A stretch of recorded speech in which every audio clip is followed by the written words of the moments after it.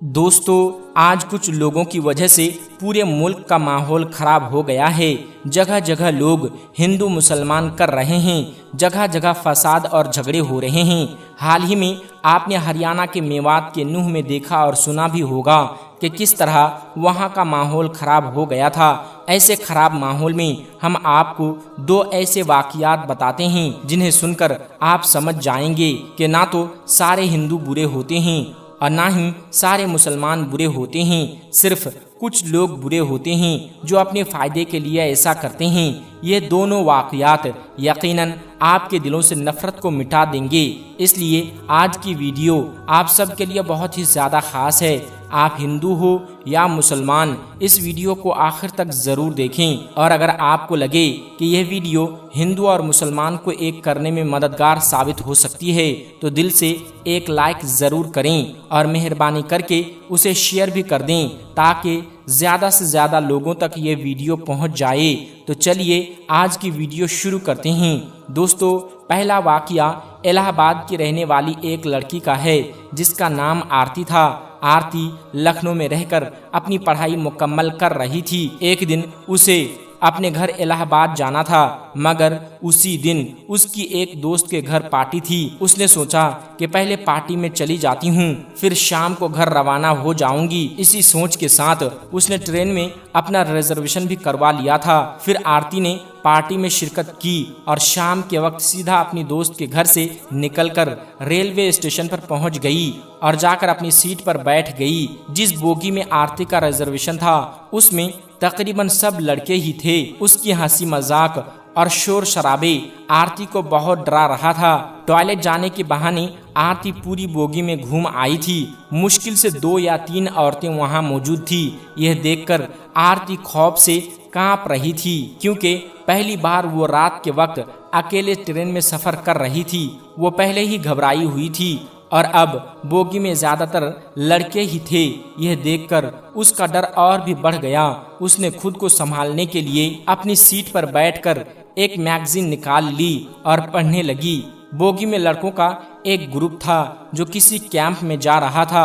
ان کی ہنسی مذاق اور لطیفے آرتی کو اور بھی زیادہ پریشان کر رہے تھے۔ آرتی کے خوف اور بے چینی کے درمیان رات آہستہ آہستہ گزرنے لگی، مگر وہ ابھی بھی ڈری ہوئی تھی۔ اچانک سامنے والی سیٹ پر بیٹھے ایک لڑکے نے کہا، ہیلو، میرا نام انل ہے اور آپ تو ڈر کے مارے بالکل زرد پڑ گئی ہیں۔ آرتی نے دھیرے سے کہا، جی۔ لڑکا بولا، کوئی بات نہیں، اگر آپ اپنا نام نہیں بتانا چاہیں تو مت بتائیے، لیکن آپ جا کہاں رہی ہیں؟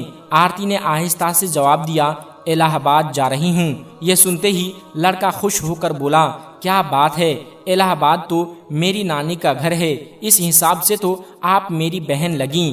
پھر اس نے الہ آباد کی بے شمار باتیں سنانا شروع کر دیں۔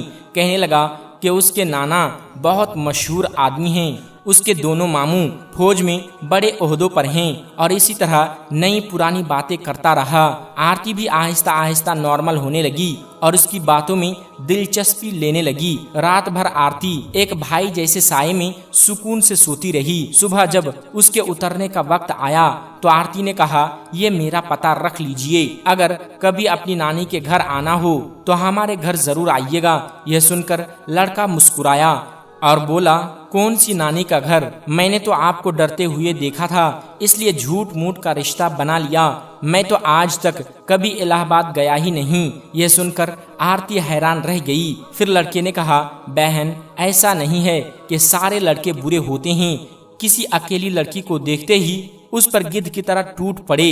ہم میں بھی بہنوں کی عزت کرنے والے لوگ موجود ہیں۔ اتنا کہہ کر اس نے محبت سے آرتی کے سر پر ہاتھ رکھا اور مسکرا دیا۔ آرتی اسے دیکھتی رہ گئی جیسے اس کا اپنا حقیقی بھائی اسے رخصت کر رہا ہو۔ اس کی آنکھوں میں آنسو آ گئے۔ تبھی لڑکے نے کہا، اور ہاں بہن، میرا نام انل نہیں۔ آرتی حیران ہو کر اس کی طرف دیکھنے لگی۔ لڑکے نے مسکراتے ہوئے کہا، میرا نام ریاض ہے۔ یہ سن کر آرتی اور بھی زیادہ حیران رہ گئی۔ دوستو، یہ تو ایک لڑکی کا واقعہ تھا۔ اب ہم آپ کو ایک مسلمان نوجوان کا واقعہ سناتے ہیں جسے سن کر آپ کا دل بھی خوش ہو جائے گا اور آپ کے دل سے نفرت ختم ہو جائے گی۔ کہا جاتا ہے کہ یہ واقعہ گجرات کے فساد کے زمانے کا ہے۔ 27 فروری 2002 کو ایک ٹرین میں آگ لگنے کے بعد ہندو اور مسلمانوں کے درمیان کشیدگی پیدا ہو گئی تھی۔ شام ہوتے ہوتے حالات بہت ہی زیادہ خراب ہو گئے تھے۔ رات کے وقت لوگ جتھوں کی شکل میں سڑکوں پر گھوم رہے تھے اور بے گناہ لوگوں پر حملے کر رہے تھے۔ اسی رات احمد آباد میں ایک ہندو لڑکی اپنے گھر جا رہی تھی۔ اچانک اس نے دیکھا کہ سامنے سے سینکڑوں لوگ شور مچاتے ہوئے اور ہاتھوں میں تلواریں اور لاٹھیاں لیے ہوئے چلے آ رہے تھے۔ یہ دیکھ کر وہ لڑکی بہت گھبرا گئی اور ادھر ادھر بھاگنے لگی۔ اس نے کئی گھروں کے دروازے کھٹکھٹائے مگر اس خطرناک ماحول میں کسی نے بھی دروازہ نہیں کھولا۔ اب وہ بہت ہی زیادہ خوف زدہ ہو چکی تھی۔ بھاگتے بھاگتے وہ غلطی سے ایک مسجد میں داخل ہو گئی اور مسجد کے ایک کونے میں چھپ کر کھڑی ہو گئی۔ مسجد کے اندر اس نے دیکھا کہ ایک نوجوان مولوی صاحب چراغ کی ہلکی روشنی میں قرآن مقدس کی تلاوت کر رہے ہیں۔ وہ لڑکی اس کے پاس گئی اور روتے ہوئے باہر کے سارے حالات بتا دیے۔ اس نے کہا، میں اپنے گھر جا رہی تھی لیکن راستے میں فسادی آ گئے، میں بہت ڈر گئی ہوں، براہ کرم مجھے بچا لیجئے۔ پھر اس نے ہاتھ جوڑ کر کہا، میں آپ سے درخواست کرتی ہوں، مجھے صرف آج رات یہاں رہنے کی اجازت دے دیجئے۔ مولوی صاحب نے اس کی بات سنی اور مسجد کے دروازے تک جا کر باہر کے حالات دیکھنے لگے۔ انہوں نے دیکھا کہ واقعی باہر کا ماحول بہت خراب تھا۔ بہت سے لوگ لاٹھیاں اور تلواریں لیے ادھر ادھر گھوم رہے تھے۔ یہ دیکھ کر مولوی صاحب نے مسجد کا دروازہ بند کر دیا اور واپس آ کر اس لڑکی کو رات بھر مسجد میں رہنے کی اجازت دے دی۔ اب لڑکی مسجد کے ایک کونے میں بیٹھ گئی اور مولوی صاحب دوبارہ قرآن پاک کی تلاوت میں مشغول ہو گئے۔ ان کے سامنے ایک چراغ جل رہا تھا۔ لڑکی خاموشی سے ایک طرف بیٹھی تھی، انہیں دیکھ رہی تھی۔ تھوڑی دیر بعد اس نے ایک عجیب منظر دیکھا۔ اس نے دیکھا کہ مولوی صاحب اپنی ایک انگلی چراغ کی آگ کے قریب لے جا کر اس میں ڈال دی اور چند لمحوں بعد نکال لی۔ پھر وہ دوبارہ قرآن پاک پڑھنے لگے۔ کچھ دیر بعد انہوں نے پھر وہی عمل کیا۔ وہ اپنی انگلی آگ میں رکھتے، چند لمحے بعد نکال لیتے اور پھر قرآن پاک کی تلاوت شروع کر دیتے۔ لڑکی یہ سب کچھ حیرت سے دیکھ رہی تھی۔ اس نے دل میں سوچا کہ آخر مولوی صاحب ایسا کیوں کر رہے ہیں؟ کیا یہ پاگل ہو گئے ہیں؟ مگر وہ خاموش رہی۔ اسی سوچ میں اس کی آنکھ لگ گئی اور وہ سو گئی۔ رات گزر گئی اور صبح ہو گئی۔ صبح مولوی صاحب مسجد کے دروازے پر گئے اور باہر کے حالات دیکھے۔ اب حالات کافی حد تک نارمل ہو چکے تھے اور باہر کوئی فساد نظر نہیں آ رہا تھا۔ مولوی صاحب واپس آئے اور لڑکی سے کہا، بہن اٹھ جاؤ، نماز کا وقت ہو گیا ہے، تھوڑی دیر میں نمازی آنے لگیں گے، اب تمہارے لیے یہاں رکنا مناسب نہیں۔ اگر لوگوں نے تمہیں یہاں پر دیکھ لیا تو غلط فہمیاں پیدا ہو سکتی ہے۔ باہر راستہ بھی صاف ہے، تم آسانی سے اپنے گھر جا سکتی ہو۔ لڑکی نے کہا، میں چلی جاؤں گی لیکن پہلے ایک سوال کا جواب دیجئے۔ مولوی صاحب نے کہا، پوچھو بہن، کیا پوچھنا چاہتی ہو؟ لڑکی نے کہا، رات بھر میں آپ کو دیکھتی رہی، آپ بار بار اپنی انگلی آگ میں کیوں ڈال رہے تھے؟ مولوی صاحب نے جواب دیا، بہن یہ میرا ذاتی معاملہ ہے، اس کے بارے میں مت پوچھو۔ لیکن لڑکی نے اصرار کیا، جب تک آپ مجھے وجہ نہیں بتائیں گے میں یہاں سے نہیں جاؤں گی۔ آخرکار مولوی صاحب نے کہا، اچھا سنو، جب تم رات کو مسجد میں آئی تھی تو شیطان نے میرے دل میں وسوسے ڈالنے شروع کر دیے تھے۔ تمہیں دیکھ کر میرے دل میں غلط خیالات آنے لگے تھے۔ تب مجھے فوراً خیال آیا کہ اگر انسان برائی کرے گا تو قیامت کے دن جہنم کی آگ کا سامنا کرنا پڑے گا، جو دنیا کی آگ سے کہیں زیادہ سخت ہے۔ میں نے اپنے نفس کو سمجھانے کے لیے اپنی انگلی اس چراغ کی آگ میں رکھنا شروع کر دی تاکہ خود کو یاد دلاتا رہوں کہ اگر دنیا کی معمولی آگ برداشت نہیں ہو سکتی تو جہنم کی آگ کیسے برداشت ہوگی۔ اسی طرح میں اپنے نفس کو قابو میں کرتا رہا اور رات گزر گئی۔ یہ سن کر لڑکی کی آنکھوں میں आंसू आ गए। दोस्तों, इस वाकया का मकसद सिर्फ यह है कि ना सारे हिंदू बुरे होते हैं और ना ही सारे मुसलमान बुरे। सिर्फ चंद लोग होते हैं जो अपने फायदे के लिए नफरत फैलाते हैं और लोगों को एक दूसरे के खिलाफ भड़काते हैं। इसीलिए हमें ऐसे लोगों की बातों में नहीं आना चाहिए। आपस में मोहब्बत और भाईचारे के साथ रहना चाहिए। इसी में हमारा फायदा है, हमारे मुल्क का फायदा है और इंसानियत का फायदा है। दोस्तों, सऊदी अरब की पहाड़ियों पर अचानक एक हूर परी उतर आई। क्यों उतर आई और उसके उतरने के बाद क्या मौजज़ा हुआ और उसे देखने वालों के साथ क्या मामला पेश आया, आज की इस वीडियो में हम आपको यही मौजज़ा बताने वाले हैं और उसे देखकर आपके भी रोंगटे खड़े हो जाएंगे। मगर दोस्तों, वीडियो में आगे बढ़ने से पहले आप लोगों से एक छोटी सी गुजारिश है कि इस वीडियो को एक लाइक करके चैनल को सब्सक्राइब जरूर कर लीजिएगा।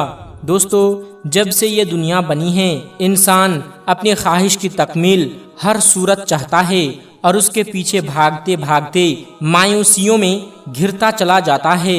और कैसी अजीब बात है कि दिल की ख्वाहिश जिसको हासिल करने के लिए इंसान ने लाखों जतन किए, हर तरह की मुश्किलों का सामना किया, वो जब हासिल हो जाती है तो इंसान उसकी नाकदरी भी करने लगता है।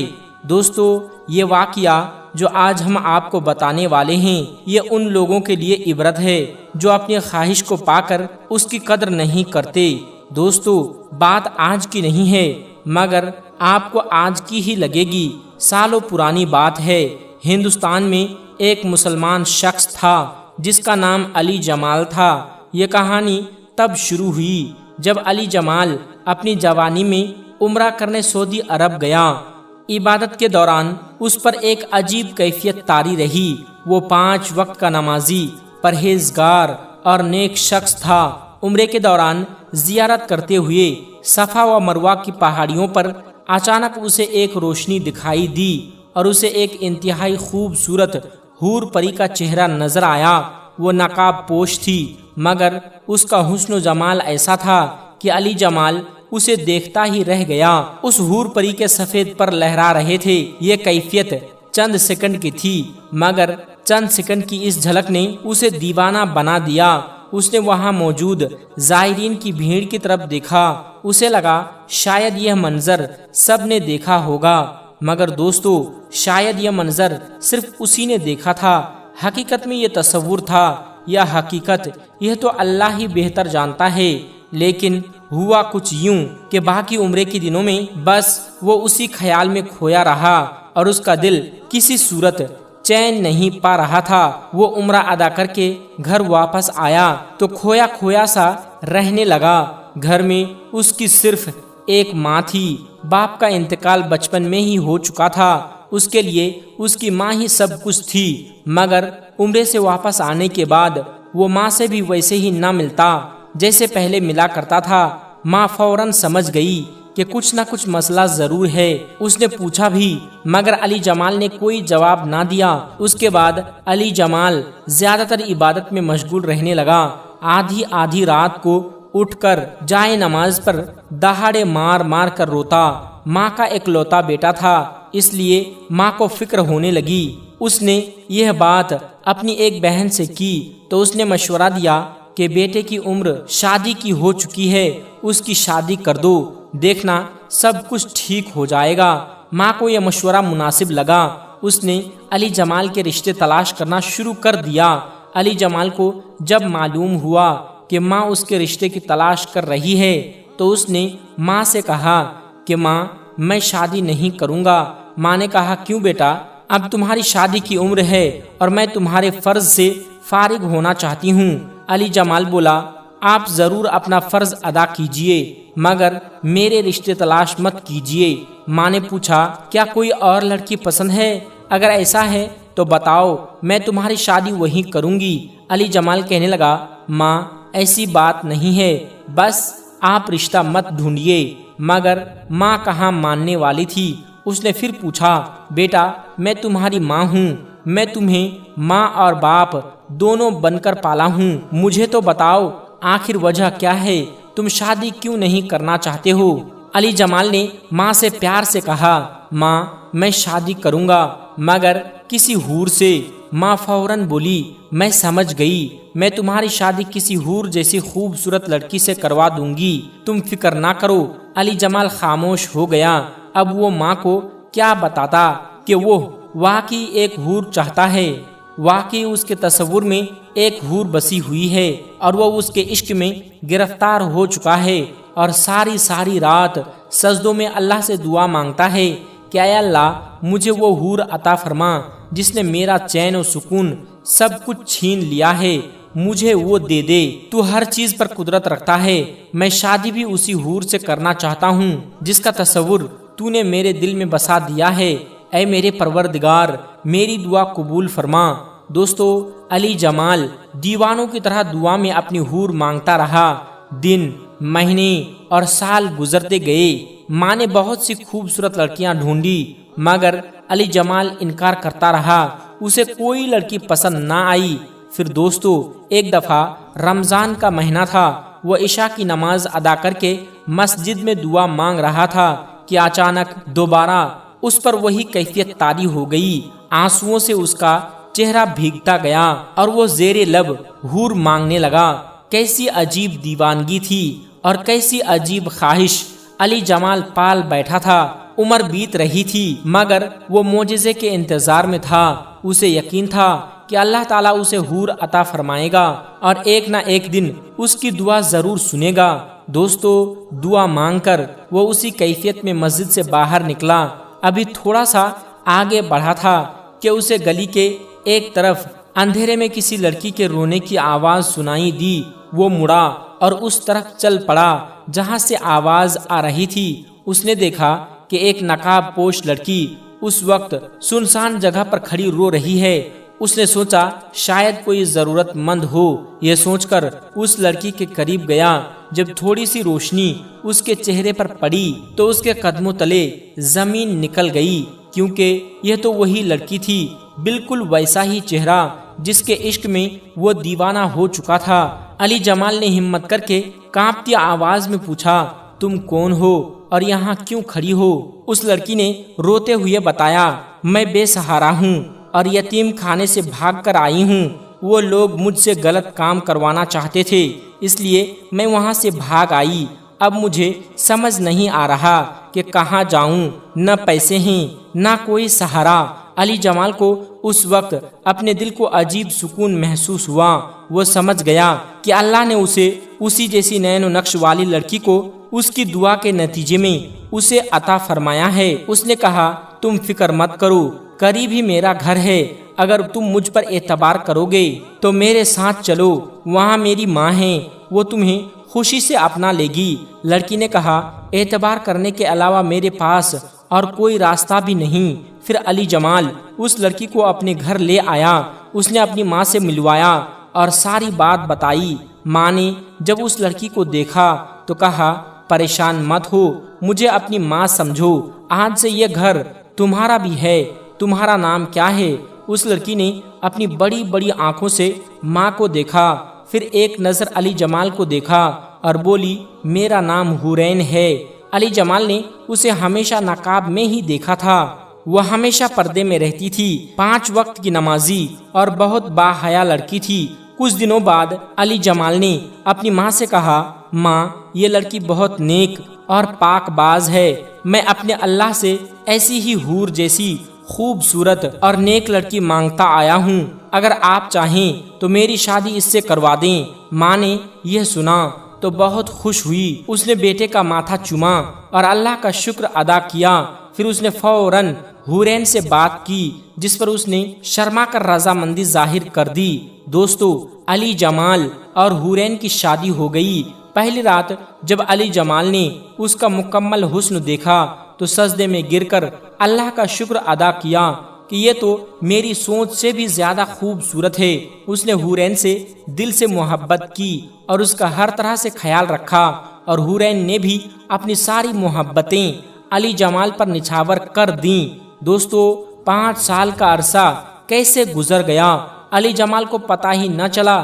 اسے لگتا تھا کہ جیسے وقت کو پر لگ گئے ہوں۔ ان 5 سالوں میں اللہ تعالیٰ نے اسے ہر نعمت عطا کی تھی مگر اولاد نہ ہو سکی۔ ماں نے 5 سال صبر کیا مگر اب اس کا صبر ٹوٹنے لگا کیونکہ اسے اپنے بیٹے کی نسل کی خواہش تھی۔ اس نے بیٹے سے دوسری شادی کی بات کی مگر علی جمال نے صاف انکار کر دیا۔ اس نے کہا نہیں ماں، میں حورین سے محبت کرتا ہوں، اگر اس سے اولاد ہوئی تو ٹھیک ورنہ میں کبھی اس کا دل نہیں توڑوں گا۔ مگر ماں نے جیسے ضد پکڑ لی تھی، گھر میں تلخیاں بڑھنے لگی۔ حورین کبھی بھی علی جمال سے اس کی ماں کی طعنوں کا ذکر نہ کرتی مگر علی جمال اندر ہی اندر چڑچڑا ہوتا جا رہا تھا۔ ایک دن ماں سے اس کی سخت بحث ہو گئی۔ وہ غصے میں اپنے کمرے میں آیا اور خاموشی سے بیٹھ گیا۔ حورین نے کہا آپ کیوں پریشان ہوتے ہیں؟ آپ اپنی ماں کی خواہش پوری کر لیجئے، میں تو آپ سے محبت کرتی ہوں، آپ دوسری شادی کر لیجئے، میرا مت سوچیں۔ علی جمال نے فوراً کہا نہیں حورین، میں کبھی دوسری شادی نہیں کروں گا، میں تم سے محبت کرتا ہوں۔ حورین یہ سن کر مطمئن ہو گئی۔ دوستو کچھ وقت اور گزرا اور حالات مزید خراب ہونے لگے۔ اب علی جمال کے دل میں بھی اولاد کی خواہش پیدا ہونے لگی تھی۔ ایک دن غصے میں اس کے منہ سے حورین کے لیے ایک سخت بات نکل گئی۔ اس نے کہا تم تو مجھے اولاد جیسی خوشی بھی نہ دے سکی، تم بانجھ ہو، میں بے نسل رہ جاؤں گا۔ دوستو یہ سنتے ہی حورین کھڑی ہو گئی اور بولی کیا حال ہے جمال، دیکھا اپنی دعاؤں کا نتیجہ، تم روتے ہوئے اللہ سے حور مانگتے تھے اور اللہ نے کیسی قبولیت کے لمحے میں تمہاری دعا سن لی اور مجھے تمہارے لیے بھیج دیا۔ علی جمال نے حیرت اور خوف سے پوچھا تم کیا کہہ رہی ہو، اس بات کا کیا مطلب ہے؟ حورین کا دوپٹہ گر گیا اور وہ بولی ارے پگلے، تم اللہ سے حور مانگتے تھے اور حوروں کے یہاں اولاد نہیں ہوا کرتی۔ یہ سن کر علی جمال کا پورا جسم کانپ گیا۔ اس نے دیکھا کہ حورین کے پر نکل آئے ہیں۔ حورین نے کہا اب میں چلتی ہوں، بے شک انسان بڑا ناشکرا ہے، وہ اپنی خواہشوں کے ہاتھوں ہی مارا جاتا ہے۔ یہ کہہ کر وہ ہوا میں اڑتی ہوئی اس کی نظروں کے سامنے سے غائب ہو گئی اور علی جمال پاگلوں کی طرح اسے جاتا ہوا دیکھتا رہ گیا۔ یہ خواب تھا یا حقیقت؟ کیا اس نے اپنی دعاؤں کو خود ہی کھو دیا تھا؟ کیا اس نے ناشکری کر دی؟ دوستو یقیناً یہ کہانی سن کر آپ عبرت حاصل کریں گے۔